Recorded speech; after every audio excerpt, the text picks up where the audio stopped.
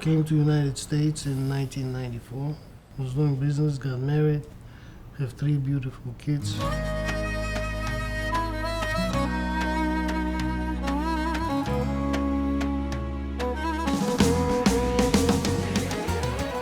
Me and my brothers, we were watching TV, we were watching cartoons, and my mom gets up and she pulls the plug on the TV.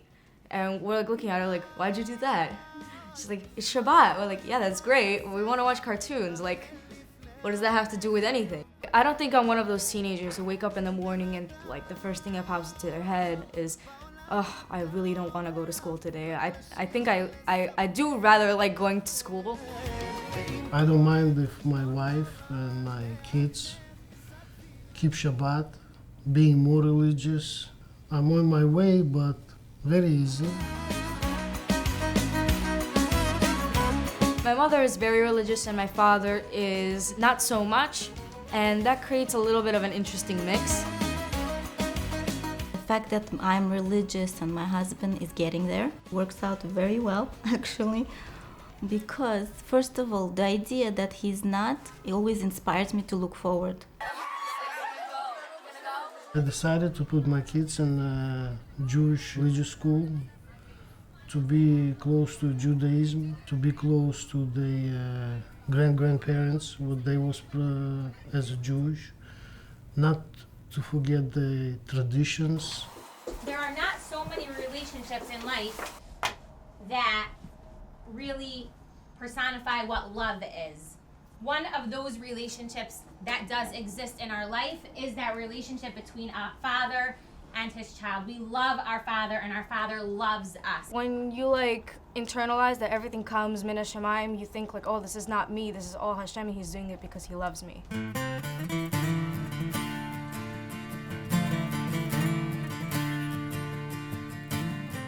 In the beginning, I hardly spoke English, and I met this guy from McDonald's, you know, and he says to me, "Don't worry, I'm gonna help you, and I don't need thank you from you. One day, when you're gonna be okay, you're gonna help somebody else. This is gonna be the thank you that you're gonna thank me. I'm here almost 30 years. This is the torch that I see in front of my eyes, you know. I mean, if I want to help somebody, I don't want them to pay me back. I want them to transfer this and to help somebody else."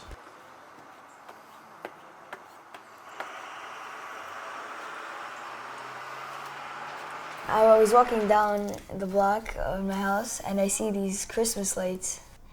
And I'm like, wow, these are beautiful. Like, why don't I have this? And then I think to myself, wait, the Chanukah, I learned in school that it has meaning to it, that even the smallest light can take out big darkness. We, as a small nation, have overcame a bunch of nations, the Greeks, Romans, and that just proves to us that we have God on our side and that, well, we're strong. 5 years ago, I went to checkup, you know, when you get to 50 years old, you know, I mean, you do checkup, you know, and I was a macho man, you know, I mean, I didn't want to do, you know, I mean, this test. And they revealed that I have cancer. I had like a rectum cancer which spread to my lungs and my liver. You know, I see it as a blessing, not as a curse. Because thanks to my wife, with her support and the strength that I receive from my kids,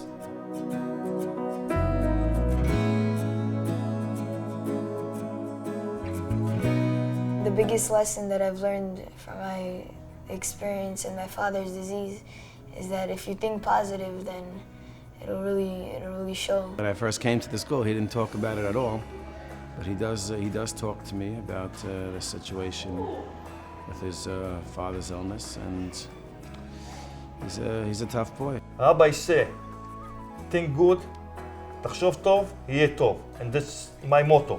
Usually people go to strong catering, to cancer centers, you know. Everybody said, I'm always happy, I'm laughing at this disease.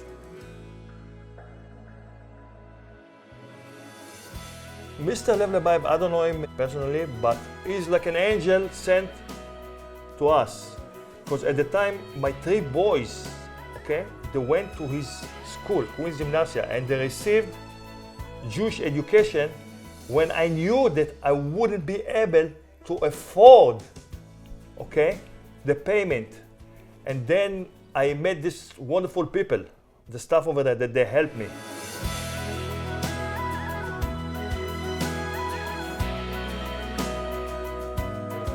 The boys in high school want to hang out with their friends. They want to cut school. Here they're running to school. They want to be there on time. They love their principals.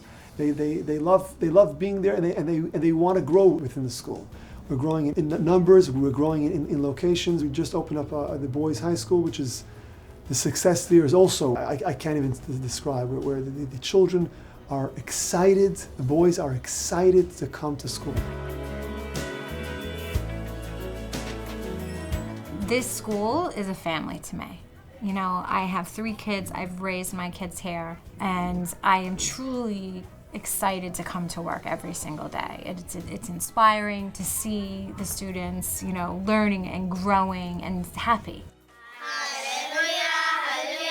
Beside our curriculum, Chumash and Hebrew and Parsha and all that Jewish history, we focusing a lot of our tradition, our environment, and to make all the Judaism fun and interesting for our kids.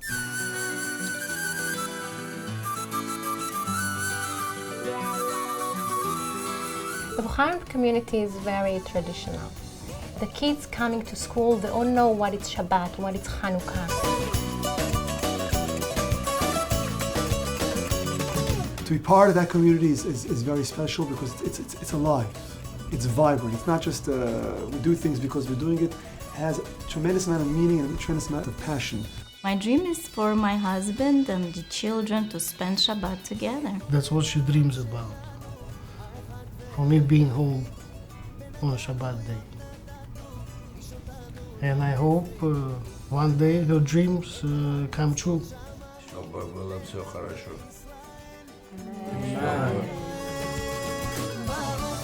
Queen's Gymnasia, it's like home. Like if there's any issue, any teacher you could call any teacher anytime. Or looking forward every morning to go to school.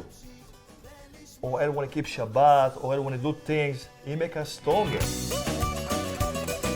That's to us is the biggest success, when they're taking home whatever they have here in school, they're taking home that excitement and they bring it home, and that changes the entire home.